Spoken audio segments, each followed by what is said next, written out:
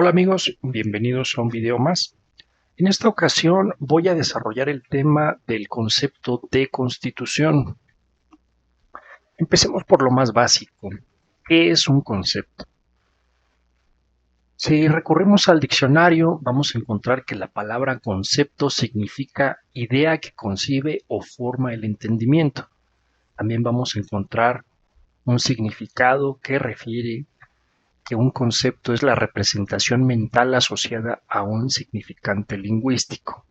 Entonces, cuando estamos hablando de un concepto, estamos hablando de un modelo que se va a crear en nuestra mente y que nos permite entender el objeto de estudio. En este sentido, pues nosotros vamos a tener como objeto de estudio a la Constitución. Pero justo aquí también es relevante que veamos que un mismo objeto puede ser analizado, puede ser estudiado por distintas disciplinas o desde distintas perspectivas. Si nosotros le preguntamos, por ejemplo, a un químico qué es el cuerpo humano, pues probablemente nos diga que es un complejo formado por determinadas sustancias químicas, moléculas, elementos y demás. Pero si nosotros les formulamos esa misma pregunta a un biólogo, pues nos va a dar una distinta respuesta. Nos va a decir, pues bueno, es un conjunto de sistemas que a su vez están formados por aparatos, por órganos, los órganos por tejidos, los tejidos por células y demás. Entonces aquí con esto vemos que la realidad puede ser analizada, puede ser abordada desde distintas perspectivas. Y en ese sentido, pues tenemos que reconocer que la concepción, por ejemplo, que se tenga de la Constitución desde la perspectiva política va a diferir de la perspectiva jurídica. Por eso aquí esta pregunta. Es lo mismo preguntarle a un politólogo que a un abogado qué es la Constitución. Y pues la respuesta es que no, porque son perspectivas distintas. A partir de distintos saberes se van a llegar a análisis, a entendimientos distintos. Y ahorita vamos a desarrollar un poco este tema para que vean cómo se dan distintas respuestas a esta cuestión inicial de qué es una constitución. En primer lugar voy a citar al trabajo de Jorge Carpizo en su libro de Estudios Constitucionales, y aquí en este libro empieza Carpizo citando a Aristóteles. Él nos dice que Aristóteles tenía distintos conceptos de constitución. El primero de ellos lo entendía como realidad. Es la vida misma del Estado, es la existencia de la polis, es un concepto físico, es lo que acontece en una comunidad. Pero también la Constitución puede ser entendida como una organización. La realidad, la vida necesita conducirse en alguna forma y por esto se organiza el gobierno. Así la Constitución es el gobierno mismo y es la organización de todas las magistraturas. También nos dice aquí Jorge Carpizo, pero ahora ya citando a La Salle, que la Constitución de un país es la suma de los factores reales de poder de esa nación.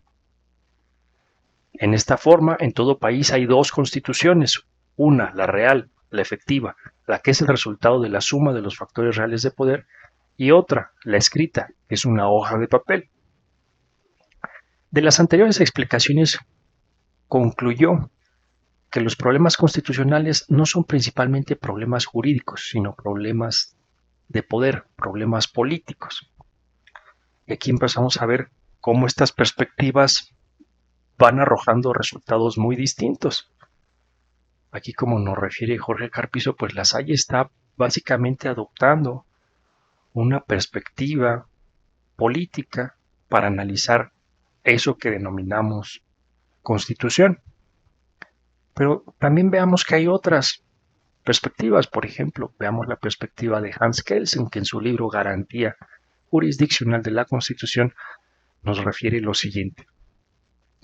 Como quiera que se defina, la Constitución es siempre el fundamento del Estado, la base del orden jurídico que se pretende conocer. Lo que se entiende siempre y ante todo por constitución es que la constitución constituye un principio donde se expresa jurídicamente el equilibrio de las fuerzas políticas en un momento determinado. Es la norma que regula la elaboración de leyes, de las normas generales en ejecución de las cuales se ejerce la actividad de los órganos estatales, tribunales y autoridades administrativas. Vemos aquí que, si bien es cierto, ya se empiezan a mezclar cuestiones de teoría del Estado, pero pues también se reconoce una perspectiva jurídica, una perspectiva normativa de eso que denominamos Constitución. Continuemos con las palabras de Kelsen. Esta regla de creación de las normas jurídicas esenciales del Estado, de determinación de los órganos, aquí estaríamos hablando de las competencias, y del procedimiento de la legislación, forma la Constitución en sentido propio, originario y estricto del término. Pues estamos viendo aquí cómo Kelsen está formulando un concepto de Constitución referido a la regulación de las normas jurídicas propias de un sistema. Continúa Kelsen, pero ahora nos va a dar un concepto más amplio de Constitución.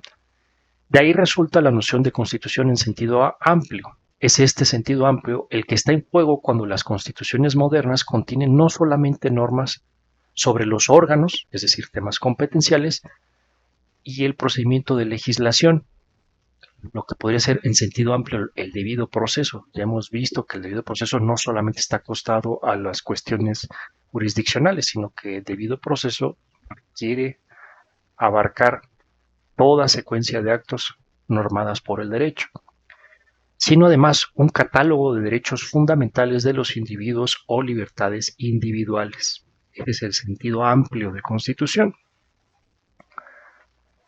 Y ahora, retomando otra vez a Jorge Carpizo también nos refiere que Carlos Schmitt, también dice esto respecto de la Constitución. Dice que hay 4 conceptos de Constitución: el absoluto, el relativo, el positivo y el ideal. Nos dice, la Constitución en sentido absoluto la examina desde 2 diferentes puntos de vista: como ser y como deber ser. Ya hemos visto esta división entre los distintos saberes que existen. Tenemos ciencias que son prácticamente descripciones de la realidad, y también tenemos saberes que nos propician lo que tendría que ser la realidad, el mundo del deber ser. Desde el punto de vista del ser, la Constitución en sentido absoluto nos presenta a determinada comunidad como un todo, como el conjunto de relaciones que se desarrollan en esa sociedad, como el resultado de la existencia real que existe en ese conglomerado. A su vez, este enfoque del concepto absoluto se divide en 3 acepciones. Como unidad, es el punto de convergencia del orden social. Aquí la Constitución no es un sistema de normas jurídicas, sino el ser de la comunidad. También como forma de gobierno, aquí tampoco la Constitución es un sistema de preceptos jurídicos. Recordemos, aquí todavía estamos hablando del mundo del ser, sino una forma que afecta a toda la comunidad, a toda la organización comunitaria. Y continuando con las ideas de Schmitt, nos dice, desde el punto de vista del deber ser, ahora aquí sí ya tenemos una noción normativa, una noción jurídica. La Constitución en sentido absoluto es la norma de normas, es decir, es la normación total de la vida del Estado. No es la ejecución del ser, no es su devenir, sino que es un simple deber ser, es la ordenación normada de toda la existencia estatal. Ahora vamos a ver la noción relativa o el concepto de Constitución en sentido relativo de Carlos Schmitt. La Constitución en sentido relativo significa la ley constitucional en particular. Se atiende a un criterio formal, es decir, no interesa la importancia de las normas que contengan esa Carta Magna, sino el hecho de estar esas reglas en el Código Supremo. Esos preceptos tienen la categoría de constitucionales. En este sentido relativo, toda diferenciación de contenido carece de relieve. La importancia del sentido estriba en que los preceptos constitucionales generalmente siguen un proceso más complejo para su modificación que las leyes secundarias. Ahora vamos a ver el sentido positivo de Constitución aportado por Carl Schmitt. Sentido positivo de constitución significa decisión política del titular del poder constituyente. Son determinaciones, decisiones que afectan al mismo ser social. Las decisiones fundamentales son los principios rectores del orden jurídico. Y ahora en sentido ideal, ¿qué entiende Schmitt por constitución? Dice, constitución en sentido ideal son los diferentes idearios que sostienen los partidos políticos. Así cada partido político reconoce como verdadera constitución aquella que corresponde a sus principios políticos. Este concepto ideal es una noción revolucionaria porque es la invitación a cambios en la estructura política de una sociedad y en las reformas constitucionales. Aparte de estos conceptos que nos aporta Jorge Carpizo en su libro, vamos a encontrar también que cita a Heller, y en Heller vamos a encontrar que hay conceptos de constitución en sentido de ciencia de la realidad, también constitución jurídica destacada, constitución estricta, también se van a aportar los conceptos de García Pelayo como una cuestión racional normativa, histórico tradicional, un concepto sociológico de constitución. Entonces, ¿cuál es el resultado? Pues que tenemos muchísimas perspectivas. Y esto, desafortunadamente, ha jugado para mal en las cátedras de Derecho Constitucional de nosotros los abogados. Recordemos que los que somos operadores jurídicos, los que hemos estudiado Derecho, los que nos dedicamos a la abogacía, o los que son jueces, los que son magistrados, tienen una función jurídica, pues la perspectiva relevante no es la perspectiva sociológica, tampoco es la perspectiva histórica, tampoco es la perspectiva de teoría del Estado. Y desafortunadamente vemos cómo los temarios de la Cátedra de Derecho Constitucional tienen todas estas perspectivas que no son la jurídica. Tenemos que encontrar esa perspectiva que es relevante para el derecho, que es relevante para nosotros como operadores jurídicos. Ahora, ¿qué sí podemos desentrañar de toda esa multiplicidad de perspectivas? Que en todas ellas hay un elemento que es común. Y ese elemento común es el Estado. Después vamos a ver qué repercusiones tiene esto al momento de crear un concepto jurídico de constitución. Vamos a ver cómo este peso que tiene el elemento estatal va a desplazar incluso a otros elementos y va a tener repercusiones a nivel jurídico, a nivel práctico. Vamos a ver incluso a nivel de la exigibilidad de ciertas disposiciones constitucionales o la exigibilidad de ciertos derechos humanos. Entonces, ¿qué les quiero decir o adelantar con esto? Que aún desde una perspectiva 100% jurídica vamos a encontrar problemas. Hay cuestiones que aún nosotros los abogados no nos hemos puesto de acuerdo. Y quiero desarrollar este tema partiendo, por ejemplo, del concepto que nos da el maestro Lisur Arteaga de constitución. Nos dice, una constitución es un complejo normativo. Es un conjunto de normas dispuestas sistemáticamente con el propósito de organizar, en nuestro caso, al Estado mexicano. Dichas normas son de jerarquía superior, permanentes, escritas, generales y reformables.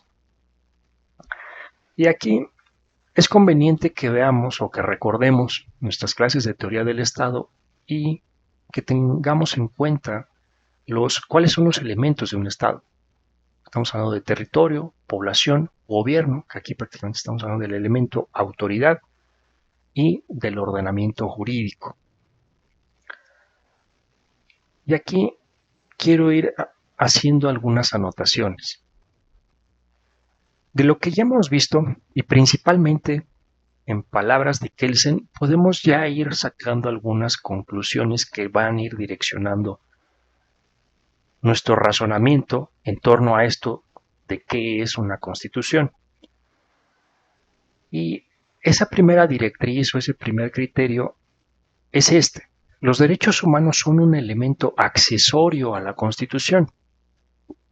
Si ustedes recuerdan, Kelsen nos hablaba de un sentido estricto de constitución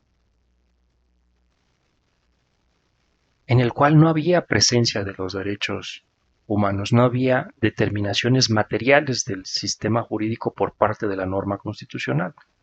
Simplemente se establecen los procedimientos de creación. Tan es así que él después refiere que después, con las constituciones modernas, es que se empiezan a incorporar este catálogo de derechos, estas cuestiones materiales que van a estar determinadas por la norma constitucional. Entonces, ¿qué nos quiere decir esto? Que puede existir una constitución sin derechos humanos. Puede existir. Y aquí estoy equiparando las nociones de derechos humanos y derechos fundamentales. Sé que doctrinalmente existe una diferenciación, pero estoy equiparando los conceptos y esto lo hago mucho porque incluso en el caso de México recordemos que los denominados derechos fundamentales, por disposición expresa de nuestra Constitución, son denominados derechos humanos. Ya en otro video haré, si es que amerita, una referencia o esta distinción entre derechos humanos y derechos fundamentales, que la verdad se antoja que es una discusión un tanto estéril, pero ya lo valoraré en su momento, si es que hago algún pronunciamiento al respecto. Pero aquí los estoy equiparando. Entonces, retomando el tema, ¿qué estamos viendo? Que pueden existir constituciones sin derechos humanos, sin derechos fundamentales. Entonces, la esencia de una constitución no va a radicar en los derechos fundamentales. Entonces, aquí ya podemos ir haciendo una distinción. Entonces, ok, una cosa va a ser el derecho constitucional y otra cosa van a ser los derechos fundamentales o los derechos humanos.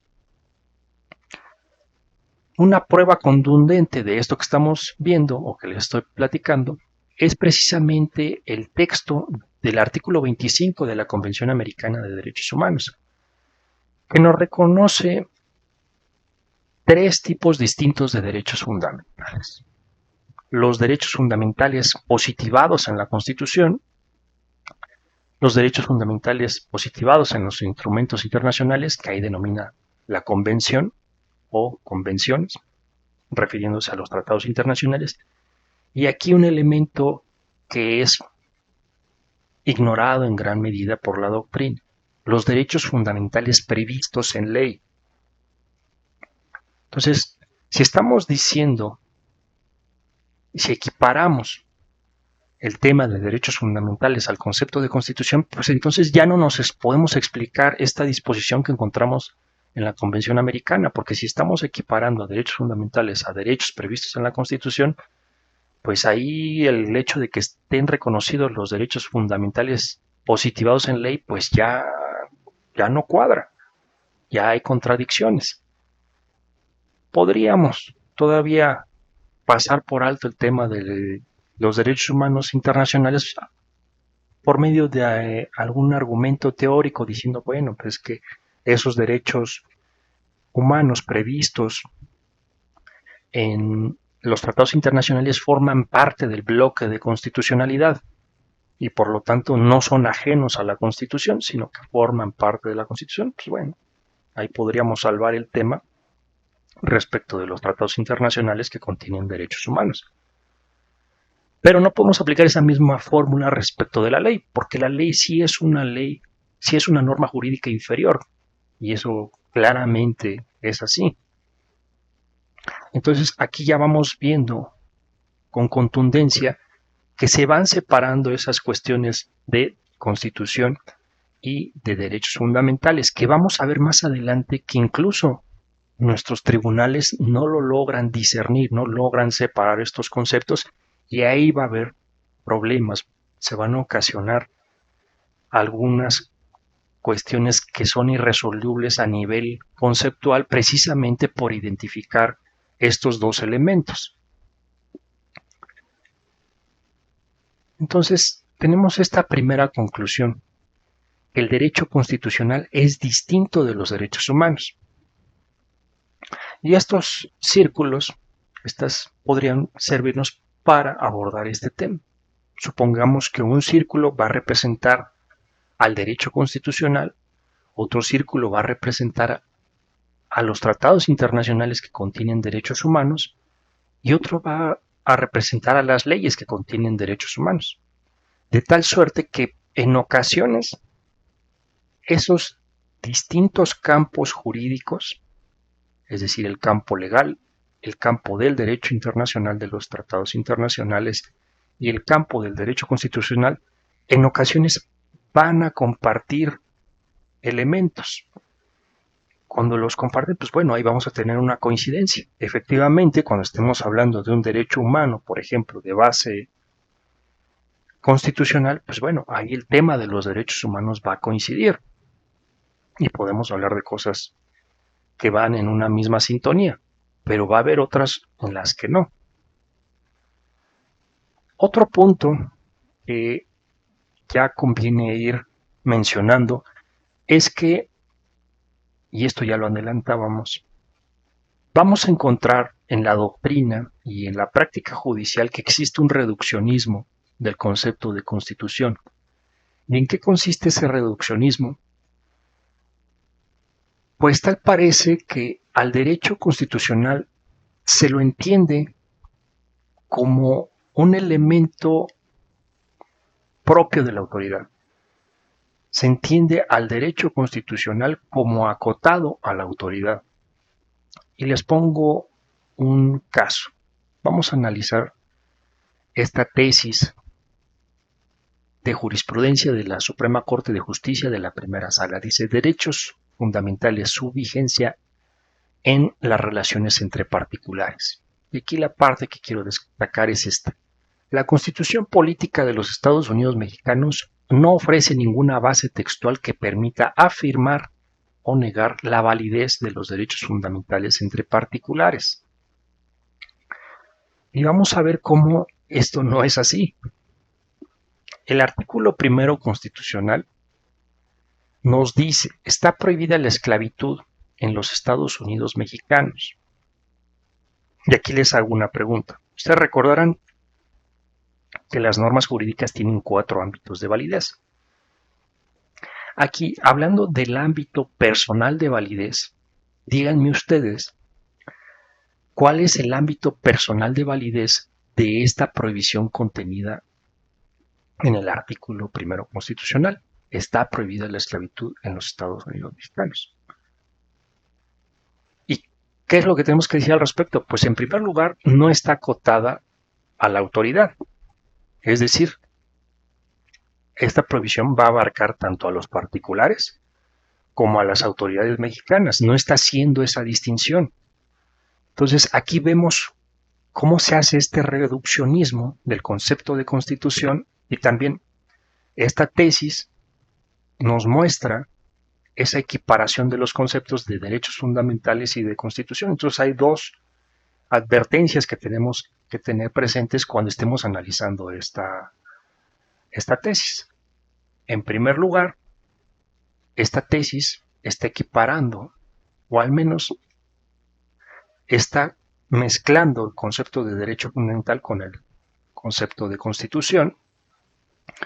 Y respecto del concepto de constitución, lo está reduciendo al elemento autoridad.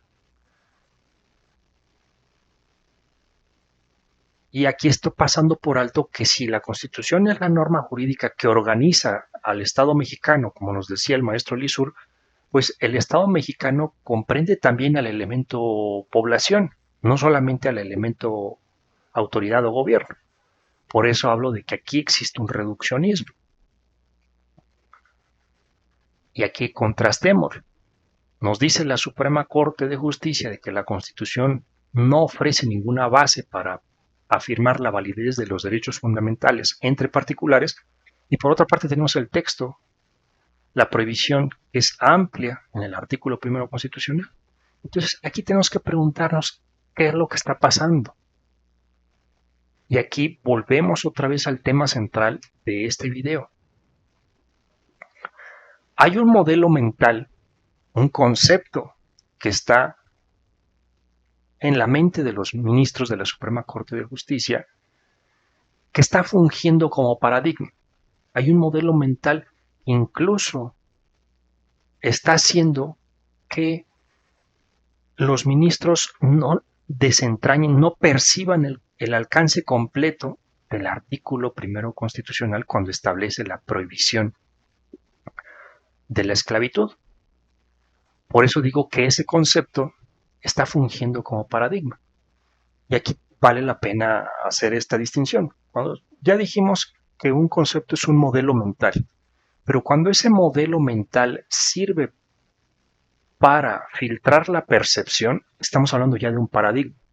Entonces, ese modelo mental no solamente va a explicarnos un determinado objeto, sino que va incluso a alterar nuestra percepción, porque en función del paradigma nos va a decir si una cosa existe, no existe, nos va a decir cuáles son las características de eso que estamos percibiendo, pero siempre al tamiz, a la luz de ese modelo mental que está fungiendo como paradigma. Y ese modelo que está fungiendo como paradigma es un modelo de constitución que acota, que reduce todo lo que es derecho constitucional al elemento autoridad. Esto es lo que les estoy diciendo. De los 4 elementos que tiene un Estado, ¿qué es lo que está pasando? No se están englobando a todos en la mente de los ministros. En la mente de los ministros se está operando derecho constitucional igual a regulación de las autoridades. Por eso, cuando tienen un texto tan claro como el artículo primero constitucional, pues ni siquiera lo perciben al grado de que dicen que no existe una base textual para afirmar la validez de los derechos fundamentales entre los particulares. Y esto no queda solamente en los ministros de la Suprema Corte de Justicia. Vamos a ver que esta reducción que se da del concepto de constitución está presente también en la doctrina. Y por ejemplo, citemos a Ferrajoli, que nos dice: la segunda expansión del paradigma constitucional impuesta por su misma lógica interna debe darse en la dirección de los poderes económicos privados. El modelo del Estado de Derecho se ha desarrollado como un sistema de límites y vínculos impuestos en garantía de los derechos fundamentales solamente a los poderes públicos.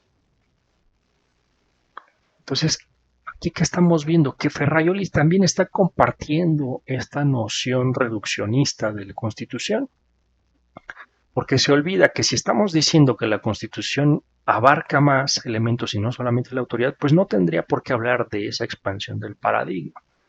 Y lo que pasa es que la Constitución dice una cosa, pero los modelos mentales que existen en las mentes de los ministros y también lo que estamos viendo de la doctrina, pues no se ajustan, no son los correctos para abordar el fenómeno constitucional.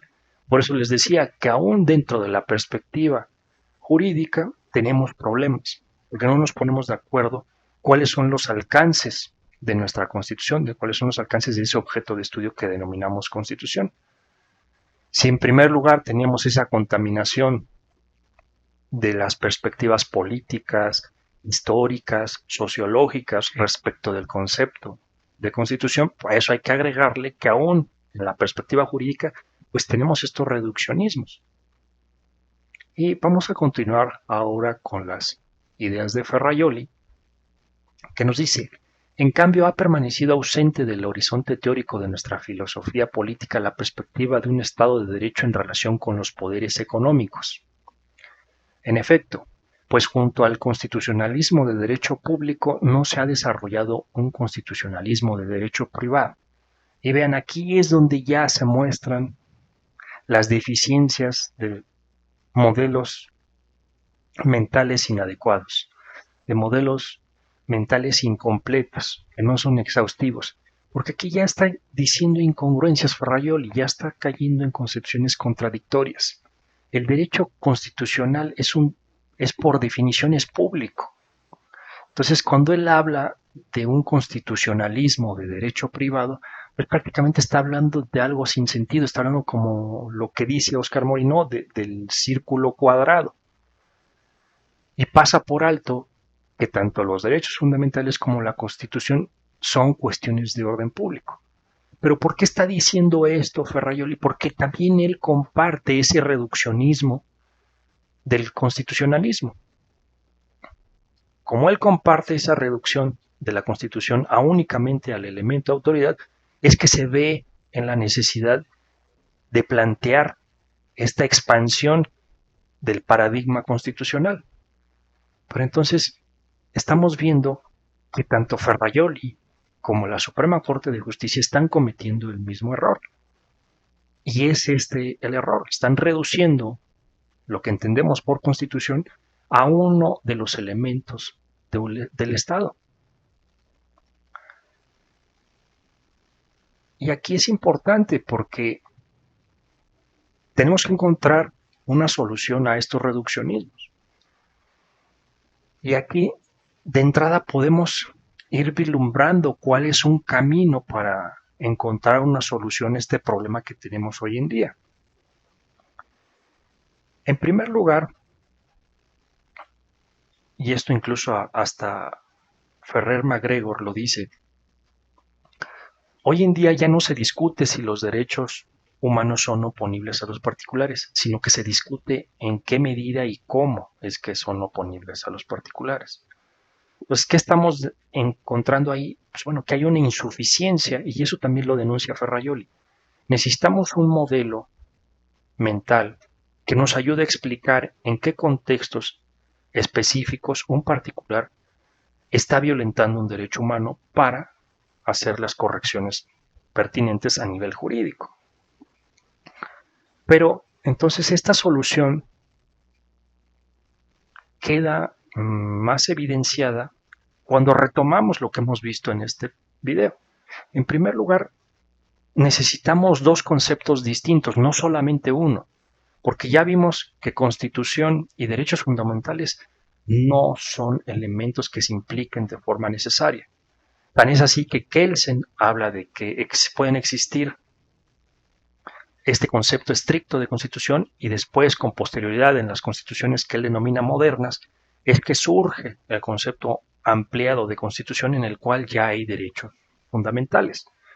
Entonces necesitamos redefinir, necesitamos reformular qué entendemos por Constitución, pero también necesitamos redefinir, refundar qué vamos a entender por derechos humanos. Ahora, estos conceptos, ¿qué requisitos deben cumplir para que impliquen una mejoría de lo que tenemos actualmente? Pues en primer lugar, hemos visto, un concepto nos sirve para entender la realidad. Entonces, estos requisitos nuevos necesitamos en primer lugar que tengan no solamente, tengan la misma capacidad de explicar los fenómenos jurídicos que tenemos actualmente con los modelos actuales. Es decir, no podemos retroceder en alcances explicativos. Si vamos a formular un nuevo concepto es para mejorar, no para empeorar. Entonces, el primer requisito es no reducir los alcances de los conceptos actuales. El segundo requisito es que necesitamos que estos conceptos, tanto de Constitución como de derechos humanos o de derechos fundamentales, abarquen fenómenos que al día de hoy no podemos explicar con precisión con los modelos actuales. Y para esto, pues el caso que ya habíamos visto, el caso de la propia jurisprudencia que vimos en su momento aquí con la Suprema Corte de Justicia y también doctrinalmente que nos habla Ferrajoli, ¿no? De que solamente se abarcan a los poderes públicos. Si se fijan, ahí está haciendo. En pocas palabras, el efecto horizontal de los derechos humanos tenemos que lograr explicarlo a través de estos dos modelos nuevos, un modelo nuevo de Constitución y un modelo nuevo de derechos humanos. Afortunadamente, esos nuevos conceptos los abordo en mi nuevo libro, que es el constitucionalismo. Tan pronto ya tenga la información necesaria para que lo adquieran, voy a poner esa información en la descripción de este video para que lo puedan consultar. Pues bueno, muchísimas gracias. Hasta aquí este video y nos vemos en una futura ocasión.